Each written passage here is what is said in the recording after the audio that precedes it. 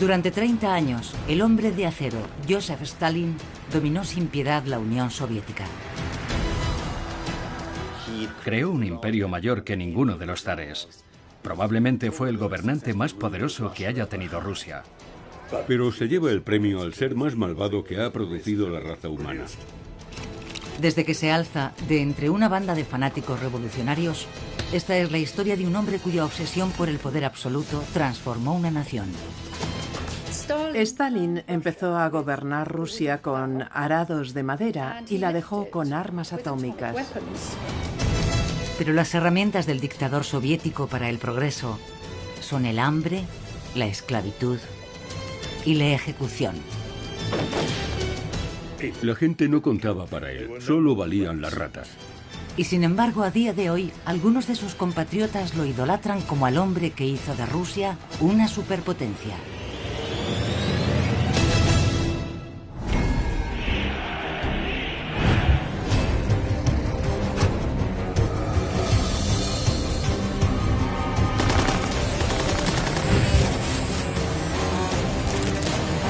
La evolución del mal.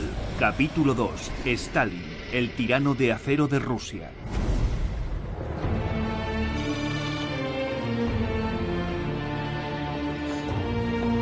Durante 300 años, la dinastía autocrática de los Romanov ha gobernado el imperio ruso con mano de hierro. Pero la aplastante derrota en la Primera Guerra Mundial y los problemas económicos están haciendo que el régimen del zar Nicolás II se tambalee.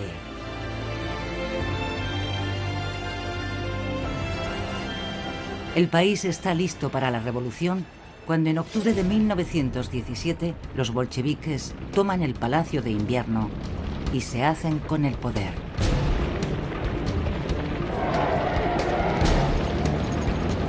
Bajo el mando del líder revolucionario Lenin, el nuevo gobierno marxista libra una guerra civil para mantener el control del país. Durante la guerra civil, la revolución bolchevique luchaba por sobrevivir. Estaba acosada por todas partes por enemigos.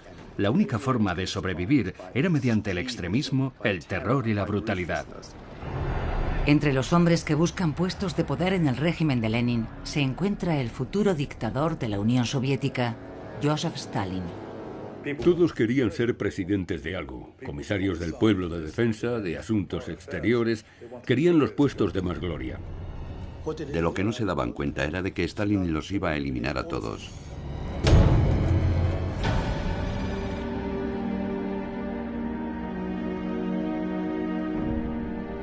Nacido Joseph Yugashvili, el hombre que se convertirá en Stalin ni siquiera es ruso. Es georgiano, nacido en la pobreza en 1878 en los remotos confines del Imperio ruso. Medía, creo, poco más de 1,60. Era bajo, y no le gustaba ser bajo, pero lo era, y tuvo complejo de Napoleón desde el primer día. Siempre quiso ser el número uno y nunca reconoció estar equivocado. Siempre tenía la razón, tenía una gran confianza en sí mismo. El joven Joseph recibe la mejor educación a su alcance en un seminario ortodoxo ruso.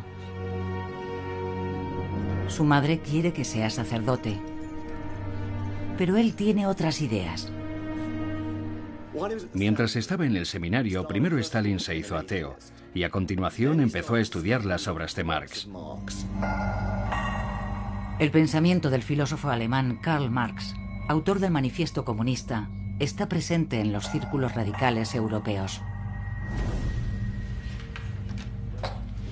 Sus escritos abren la mente de Stalin a la posibilidad de una revolución contra el régimen zarista. Era un joven brillante que necesitaba una causa. No era tan diferente de esos chicos que están alistándose ahora mismo en el ISIS. Él eligió la causa del comunismo. A los 20 años, Stalin deja el seminario para convertirse en activista político del ilegal movimiento marxista georgiano. Pero intentar derrocar al zar es un juego peligroso. Su policía secreta, la Okhrana, Siempre está a la caza de subversivos. La vida de un conspirador marxista clandestino era una vida extraña. Cambiabas de nombre constantemente, cambiabas de casa todo el tiempo. Tenías breves aventuras amorosas con personas que no volvías a ver. No podías confiar en nadie. Lleno de idealismo, Stalin adopta el nombre de guerra Kova en honor a una especie de Robin Hood georgiano y empieza a organizar a los obreros de la industria para desestabilizar el régimen zarista. En Batumi, un puerto petrolero en la costa del Mar Negro, donde trabajaban miles de obreros, Stalin comienza a organizar de inmediato una serie de huelgas. Es aquí, en Batumi, donde se despierta realmente su sed de sangre.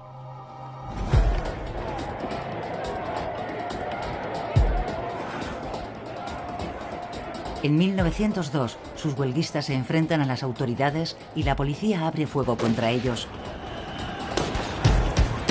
matando a 15 obreros e hiriendo a muchos más.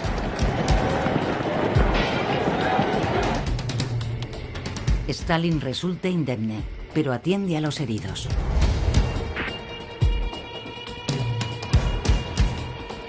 El saldo mortal no le importa en absoluto. De hecho, le enseña una lección que no olvidará.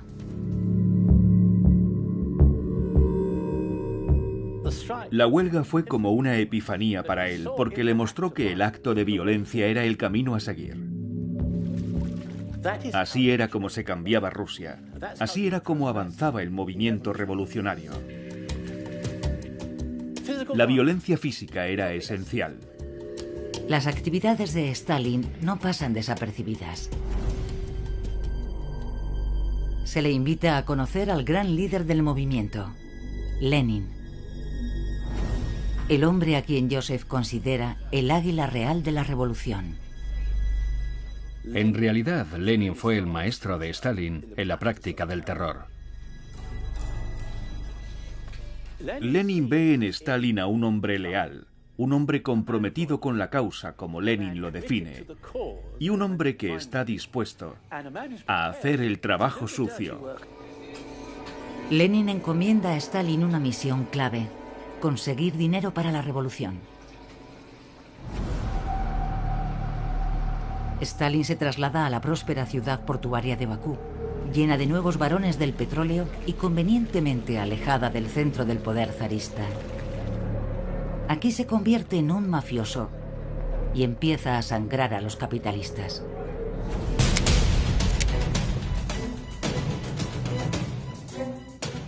Stalin dirigía allí una banda que llamaban algo así como el Equipo. Era un grupo bastante heterogéneo. Y tenían burdeles, más de uno. Extorsionaba a la gente, la amedrentaba. Estamos hablando de atracos a bancos, piratería y extorsión. A Stalin no le importa la ley, ni le importan las vidas. Haces lo que sea necesario. Ese es el principio clave del leninismo. Lo que sea necesario en cada momento se hace al margen de las consecuencias.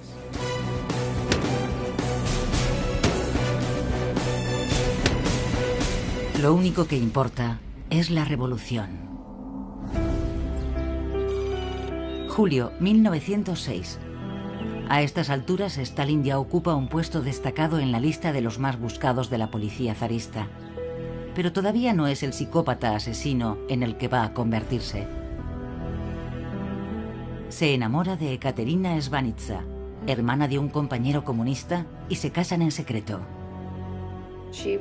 Era lo que los georgianos llaman una baba, la mujer que se queda en casa y cuida de los niños. Ekaterina da un hijo a Stalin, Yakov. Pero pocos meses después, Ekaterina contrae el tifus y muere. Cuando muere su primera esposa, Stalin queda completamente devastado.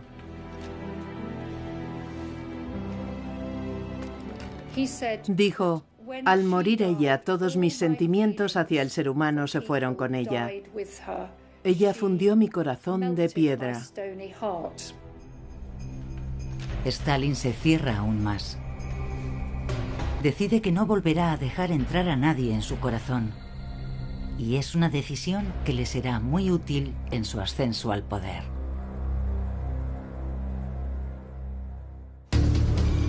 San Petersburgo, 1906. El régimen del zar Nicolás II se tambalea tras una oleada de huelgas, caos económico y un intento de revolución.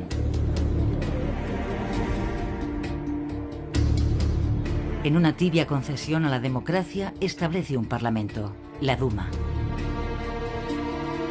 El llamado Partido Bolchevique de Lenin obtiene representación parlamentaria, aunque sigue adelante con su lucha clandestina contra el sistema.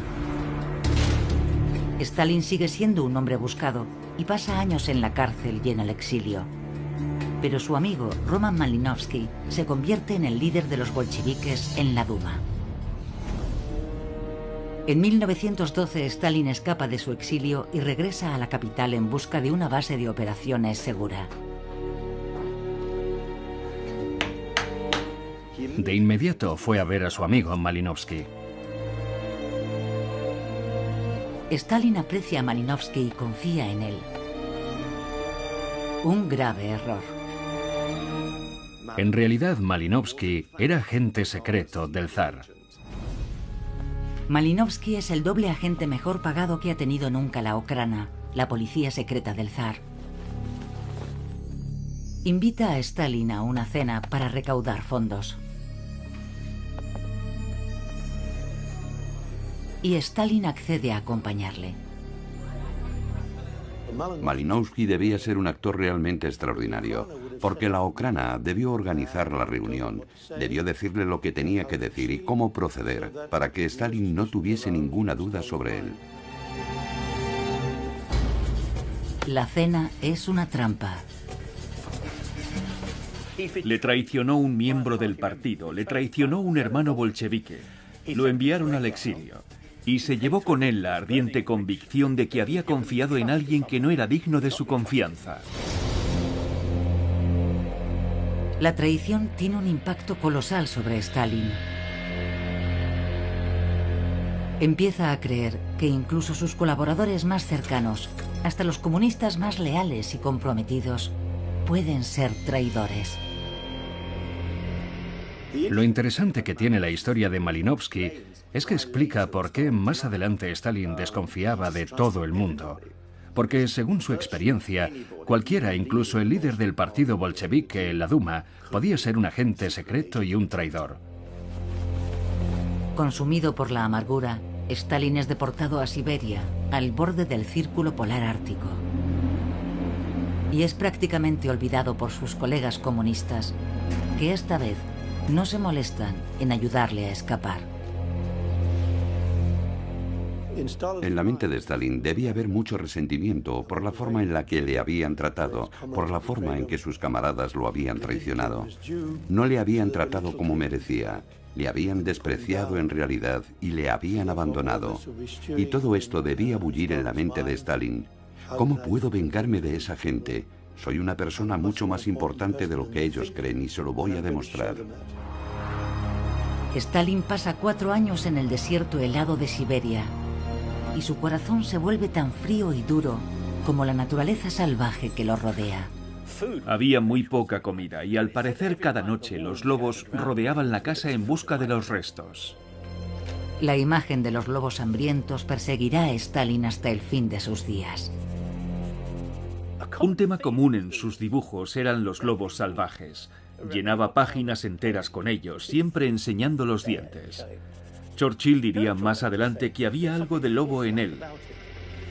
Y puede que no fuera una simple metáfora, que realmente hubiera un elemento lobuno oculto en su carácter.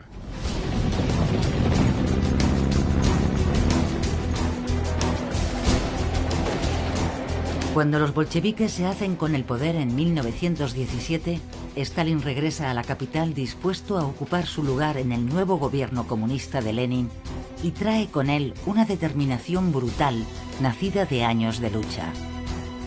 La violencia es el fin en sí mismo. Solo se puede ganar aplastando al enemigo. El tirano en ciernes abandona para siempre su apellido natal y se convierte oficialmente en Joseph Stalin, que significa hombre de acero.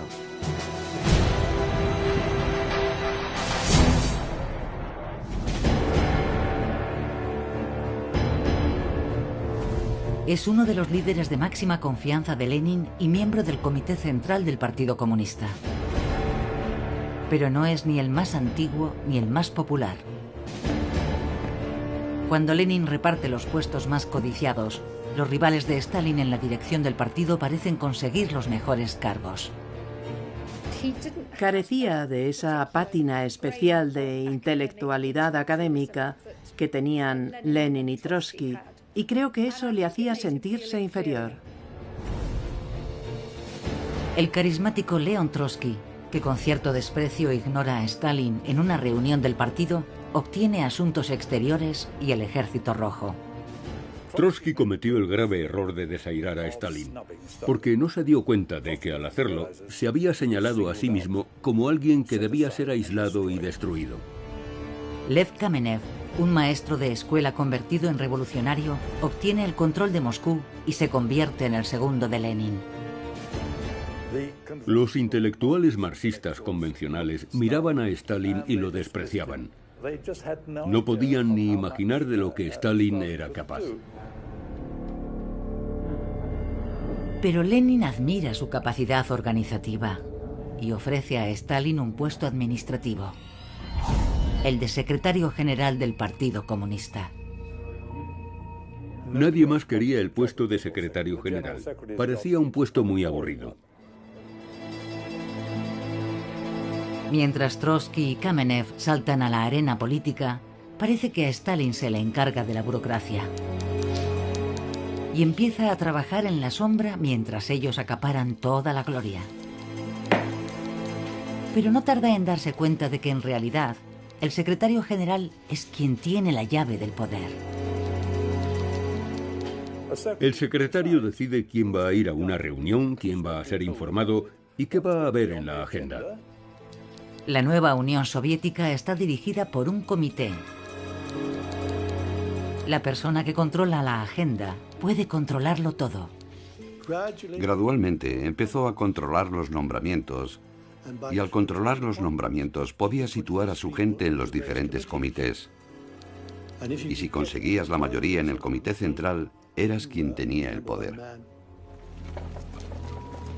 Mientras Lenin y su equipo están inmersos en los problemas de gobernar un país oprimido durante siglos y que acaba de salir de una guerra civil, Stalin construye los cimientos de su poder y espera a que llegue su momento. Y mientras tanto planea su venganza contra los arrogantes intelectuales que le habían despreciado. Si habías cometido el error de humillar al camarada Stalin, tus días estaban contados, eso era indiscutible. Moscú, enero de 1924. Lenin, el incontestable líder de la revolución, muere de una hemorragia cerebral. Stalin es uno de los líderes del partido que porta su féretro a su última morada. Pero hay una persona importante que no está ahí: León Trotsky. El secretario general no le ha invitado. Stalin le da una fecha equivocada deliberadamente para evitar que Trotsky esté presente en el funeral. Y si no está, ¿qué clase de leninista puede ser un hombre que ni siquiera aparece? Ante la ausencia de Trotsky, es Stalin quien debe pronunciar el panegírico. A ti, gran Lenin, debemos todo cuanto tenemos. A ti, gran Lenin, dedicamos nuestra vida. A ti, siempre a ti, gran Lenin, como diciendo, yo soy tu heredero. El plan de Stalin funciona. Aunque oficialmente solo es el secretario general, tiene a sus partidarios en los puestos clave necesarios para convertirse en el heredero de Lenin. Y ahora puede concentrarse en sus rivales. El primero, León Trotsky. Eliminar a León Trotsky fue un proceso lento y refinado. Lo prolongó para disfrutarlo mejor. Se indica a Trotsky que no tiene nada que hacer en la capital y es arrastrado a la fuerza a un tren.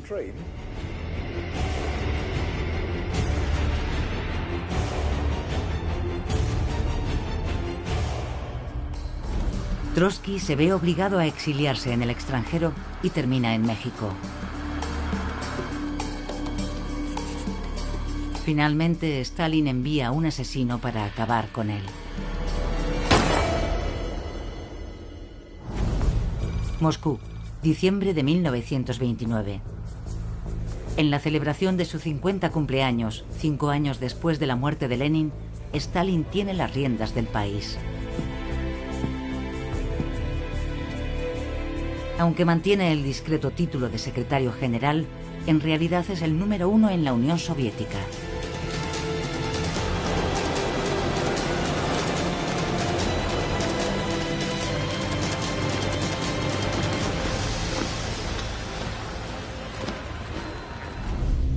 Pero después de una década de gobierno comunista, el país sigue estando desesperadamente atrasado.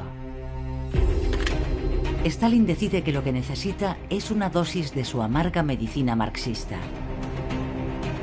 El primer sector que hay que reformar es el agrícola. Stalin estaba convencido de que el campesino ruso era improductivo y que se le podía sustituir por tractores. Y así se produjo el primero de los crímenes realmente masivos de Stalin. En diciembre de 1929 lanza a los campesinos más pobres contra los granjeros propietarios de tierras, los llamados kulaks. Como enemigos de clase, deben ser exterminados. La orden de Stalin de liquidar a los kulaks como clase es la primera orden legal de un Estado para el asesinato masivo de sus propios ciudadanos. No eran más que ratas. Tenían que ser eliminados. Solo eran alimañas.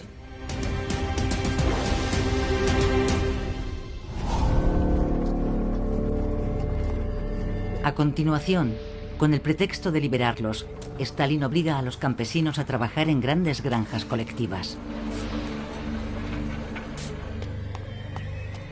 Para acelerar la rápida industrialización de Rusia, confisca el grano que producen y lo usa para alimentar a los obreros de las industrias y para venderlo al extranjero. Los filmes propagandísticos muestran las granjas colectivas como un gran triunfo. Pero la verdad es exactamente al revés. La producción se hunde y la hambruna se extiende por toda la Unión Soviética. Stalin debió haber previsto que habría hambruna. Lo que probablemente no previó fue que mataría a unos 10 millones de personas. En 1933 se daba el canibalismo por todo el sur de Rusia. Fue la hambruna más espantosa provocada por el hombre, y se hizo deliberadamente. A Stalin no le importan los campesinos muertos. Es un precio que vale la pena pagar por su revolución. Stalin dijo en una ocasión que la muerte de un hombre era una tragedia y la de 1 millón una estadística. Un bolchevique como Stalin, y él se enorgullecía de ello, podía analizar las cosas fría e imposiblemente. Y como le dijo a Lenin, mi mano no temblará.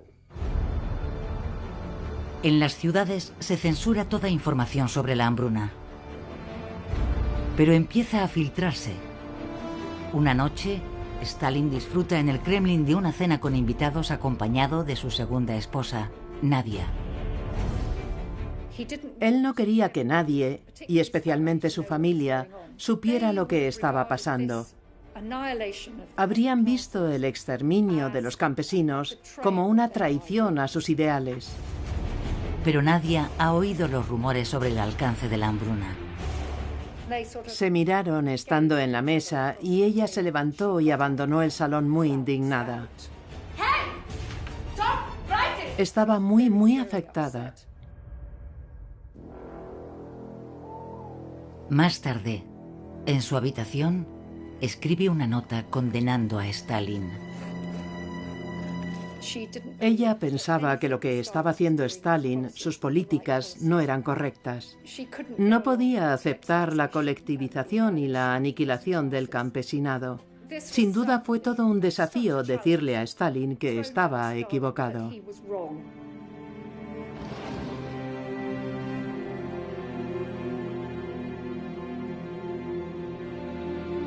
Esa misma noche, Nadia toma la única salida posible.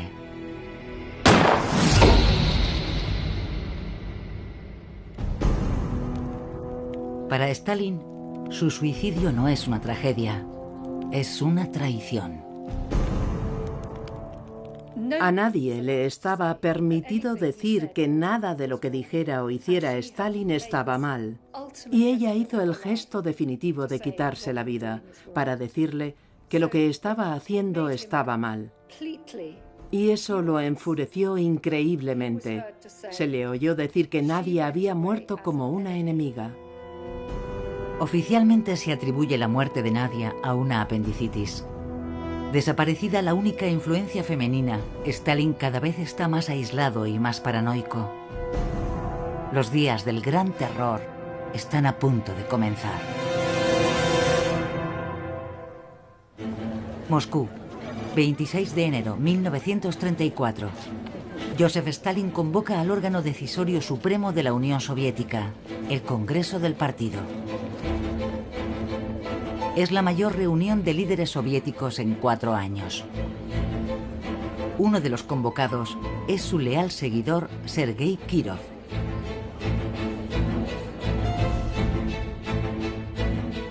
Kirov cree ser lo más parecido a un amigo que tiene Stalin. El secretario general en persona otorga a Kirov el importante puesto de jefe del partido en Leningrado. Pero ahora, el líder, cada vez más paranoico, cree que Kirov se ha vuelto demasiado popular entre los delegados del partido. Tanto que algún día podría convertirse en un rival o traicionar la revolución, como Malinovsky. Kirov es una amenaza por ser una figura popular en el partido. Podía formarse alrededor de él algún tipo de oposición a Stalin. En 1934 Stalin tenía miedo. La amistad y la lealtad no significan nada para Stalin. No si alguien es una amenaza potencial para su posición de poder. Si Kirov es una amenaza, hay que eliminarlo. Es tan simple como eso en términos revolucionarios.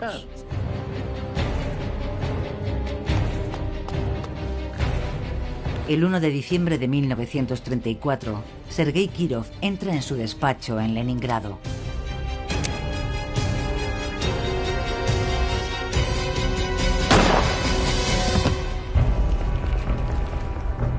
En aquel momento su muerte es una atrocidad y un misterio.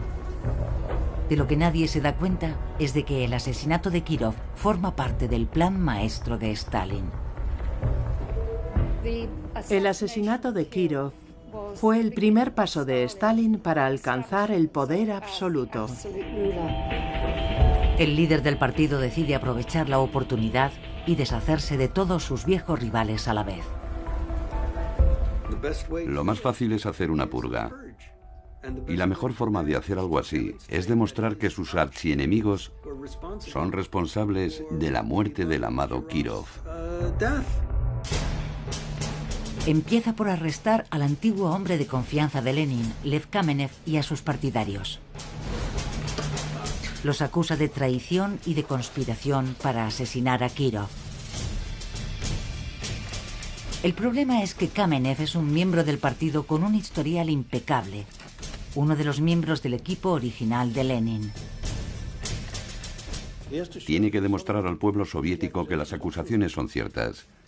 Porque parece increíble que sean unos traidores que hayan sido antisocialistas, antimarxistas y antileninistas desde el principio. Para hacer creíbles tan absurdas acusaciones, Stalin necesita una confesión. Kamenev y los otros líderes del partido detenidos son transportados al Kremlin, donde les hace una oferta que no pueden rechazar. Si aceptáis vuestro destino y decís lo que el partido os exige, os garantizo que vuestras familias no sufrirán. ¿Realmente queréis que sufran vuestras familias? Y por supuesto, pensando en sus familias, aceptan. Con las confesiones en el bolsillo, Stalin somete a juicio a Kamenev y a otros 15 miembros veteranos del partido. Se invita a la prensa extranjera a cubrir el proceso. Asistieron a las sesiones del juicio y se mostraron sorprendidos. El sistema funcionó tan bien que los acusados confesaron voluntariamente. Se les escuchó y fueron tratados muy humanamente. El plan de Stalin funciona a la perfección. Su viejo rival Kamenev y los otros supuestos conspiradores son ejecutados.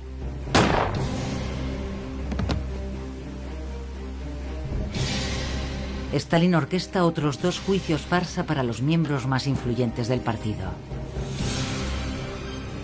Los de importancia inferior simplemente son detenidos y ejecutados.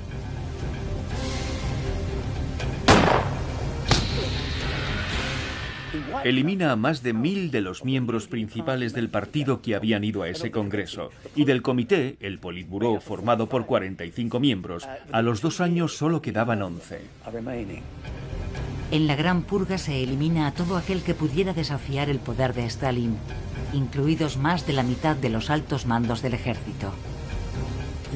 Fue el único árbol que quedó en pie de todo el bosque después de la muerte de Lenin. Nadie podía contradecir su versión de la revolución. De los años 20 y 30 no quedó nadie vivo. Pero ni siquiera ahora se siente seguro. Hay otros testigos de sus fracasos como líder. El pueblo soviético. Millones de personas habían vivido la revolución y los años que la siguieron. Y podían recordar la verdad. Ahora será necesario obligarlos a olvidar. Detrás de la Gran Purga se desata el Gran Terror. La temida policía secreta de Stalin, la NKVD, predecesora del KGB, es la encargada de limpiar el país de los que él considera traidores. Imponía cupos de detenciones. Era lo que se llamaban límites. Y cada provincia tenía sus límites. Tenía que morir un número de personas, porque así era como los bolcheviques hacían las cosas. 5.000 aquí, 10.000 allá. Un cuarto de los cuales eran fusilados de inmediato. Stalin firma personalmente las condenas a muerte de los altos cargos del partido. Hay 44.000 nombres que tienen las iniciales y la marca de Stalin. Añadía comentarios como escoria, prostituta o se lo merece. Disfrutó de aquello enormemente. Llegado este punto, Stalin es, según los estándares normales, un psicópata incurable.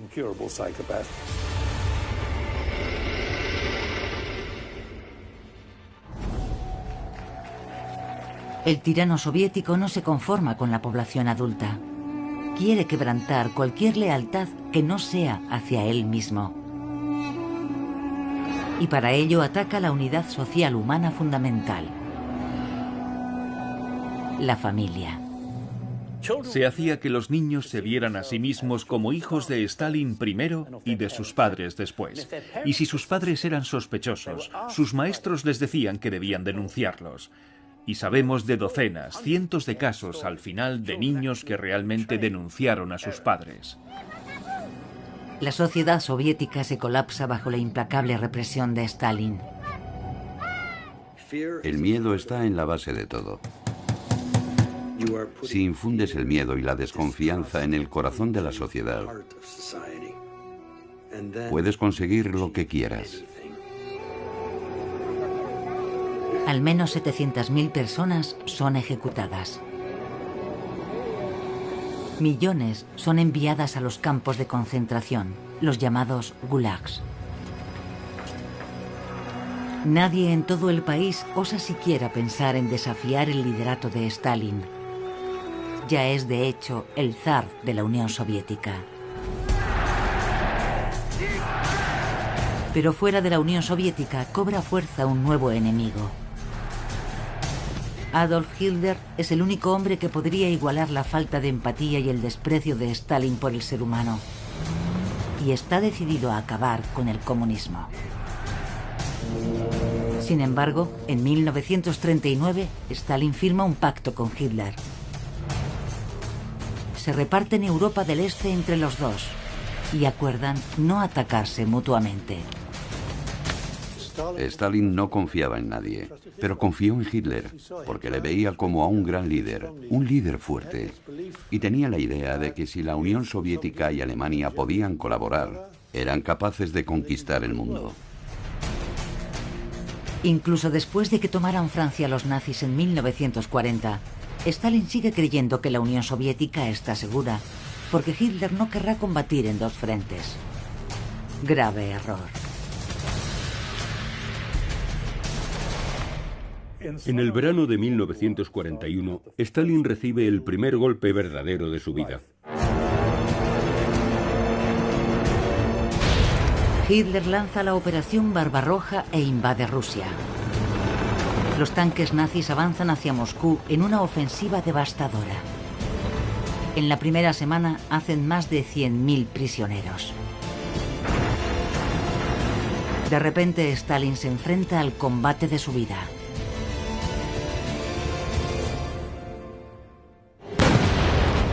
Rusia, junio de 1941.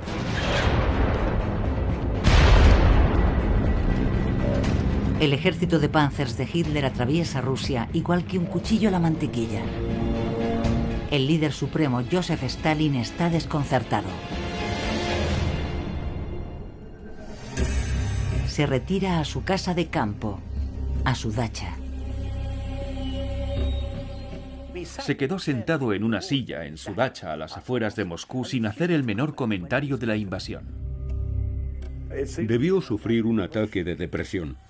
No hizo nada durante algo así como 3 semanas. Mientras los tanques alemanes avanzan hacia Moscú, una delegación de colaboradores de Stalin reúne el valor necesario para ir a verle. Estaba muy agitado. Dijo, Lenin construyó el Estado y vamos a perderlo. Estaba al borde del pánico.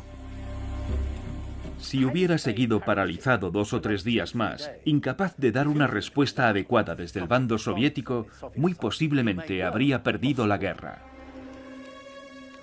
Le dijeron, camarada Stalin, le necesitamos. Necesitamos su liderazgo. Y él regresó, recuperó su vitalidad y tomó las riendas del país.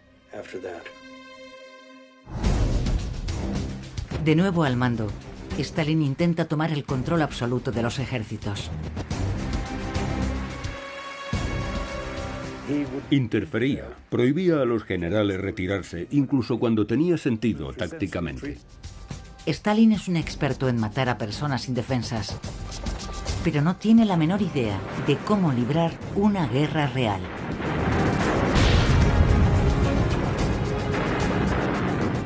Perdía ejército tras ejército, división tras división. Cientos de miles de soldados soviéticos son masacrados, mientras los nazis conquistan grandes extensiones de la Unión Soviética.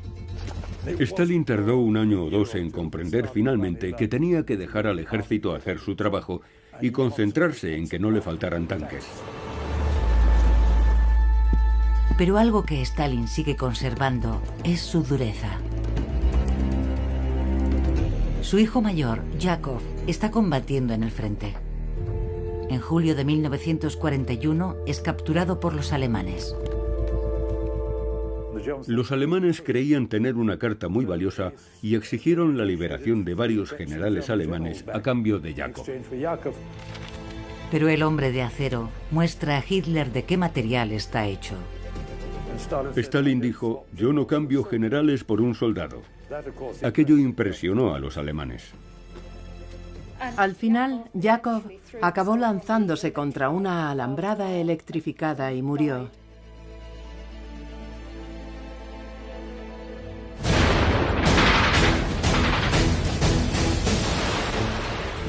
Yakov es uno de los más de 20 millones de ciudadanos soviéticos que pierden la vida en la guerra contra los nazis. Para su líder, no son más que otra estadística.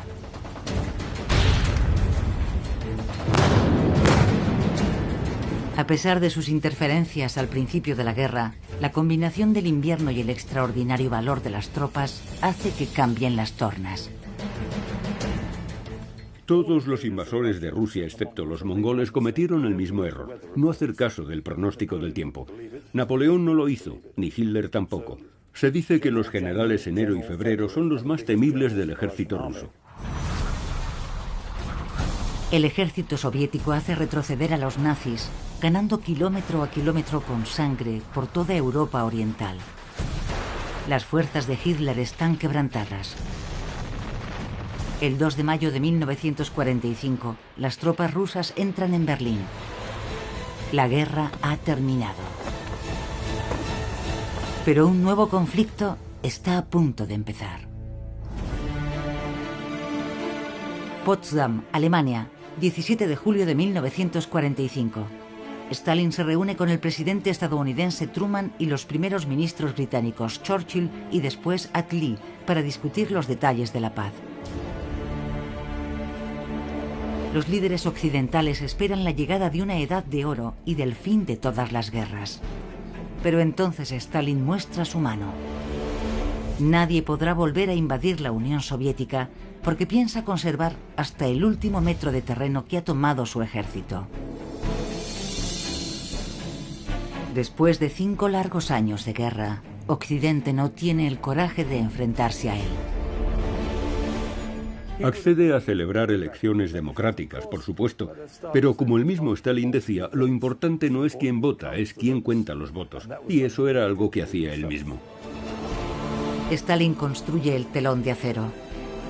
90 millones de personas que creían haber conseguido la libertad se encuentran ahora bajo el yugo de la brutal ideología de Stalin. Comienza la Guerra Fría.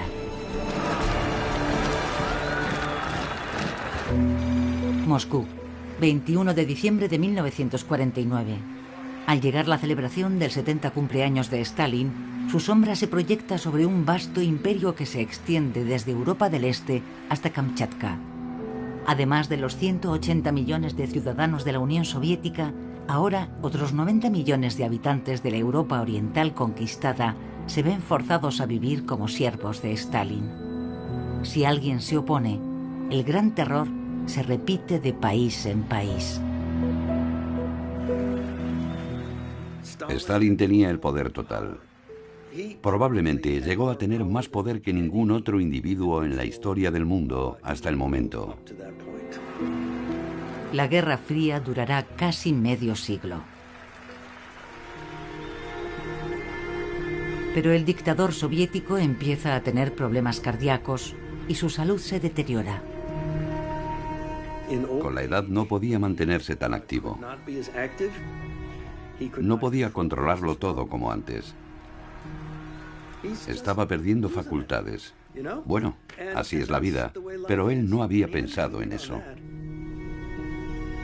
Cada vez pasa más tiempo en su dacha atendiendo sus jardines. Pero sigue estando paranoico y buscando nuevas amenazas. Y empieza a concentrarse en un nuevo enemigo. Hacia el final de su vida se vuelve cada vez más violentamente antisemita. El odiado traidor, Trotsky, originalmente apellidado Bronstein, había sido judío. Y el padre de Lev Kamenev también. Había algo que Stalin compartía con Hitler: la desconfianza hacia los judíos. Dado que no debían lealtad a ningún país, a ojos de Stalin bien podían ser espías.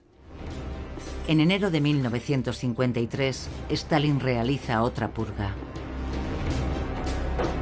Hace detener a los médicos más relevantes del país, acusándolos de traición y de conspiración para acabar con los líderes soviéticos, en lo que se bautizó como el complot de los médicos. La mayoría de los acusados son judíos. Son detenidos y torturados para hacerlos confesar. Stalin gritaba: golpeadlos, golpeadlos, golpeadlos sin piedad. Quiero esas confesiones.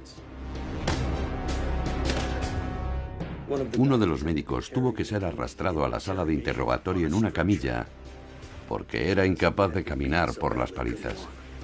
Algunos estudiosos creen que Stalin podía estar preparando una purga masiva de judíos soviéticos.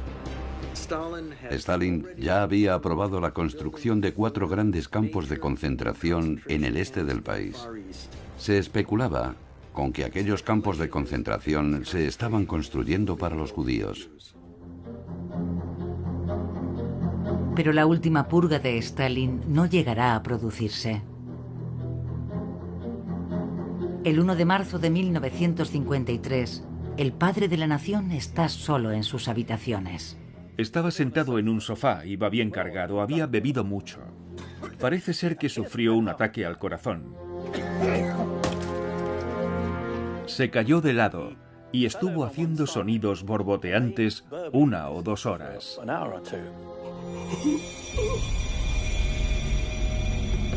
El hombre más temido de Rusia pasa tirado en el suelo casi un día.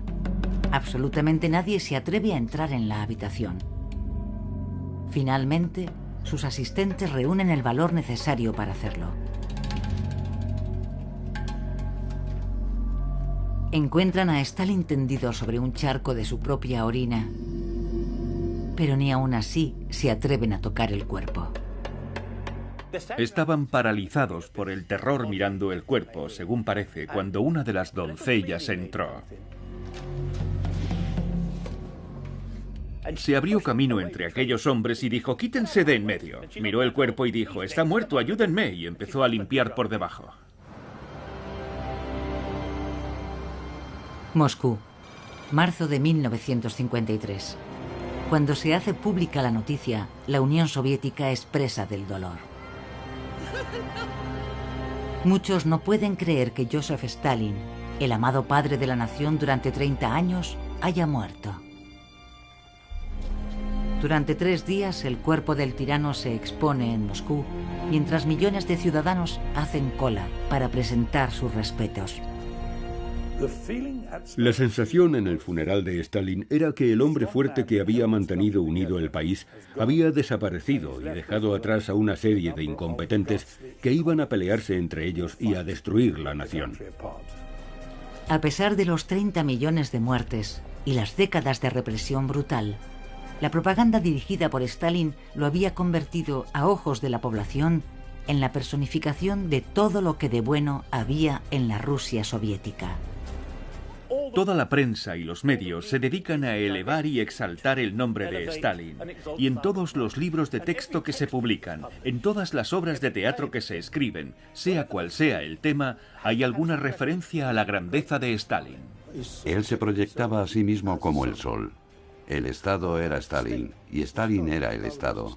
Stalin era la Unión Soviética. Sin él, la Unión Soviética perecería. De alguna forma, Stalin había trasplantado la religión en la que se había criado, la transfirió al socialismo y se había convertido en el dios de ese supuesto paraíso que había construido a lo largo de casi 30 años. El nombre de Stalin se convierte en sí mismo casi en una oración y la gente lo corea. Lo que nadie sabía era que incluso muerto, Stalin seguía siendo una poderosa fuerza de destrucción. 500 personas mueren aplastadas en medio de la histeria de la multitud. La brutalidad de Stalin lo convierte en uno de los personajes más aterradores de la historia. Era un hombre malvado. Para él, la libertad humana y la vida humana significaban muy poco. Stalin consiguió que el sistema que creó se prolongara básicamente otros 50 años. Incluso ahora oyes a gente en Rusia que recuerda aquellos tiempos y que dice que, a pesar de sus errores, consiguió en la Unión Soviética unos logros que no se podrían haber conseguido de otra forma. Hay muchos elementos del pensamiento stalinista que siguen vivos en la actualidad.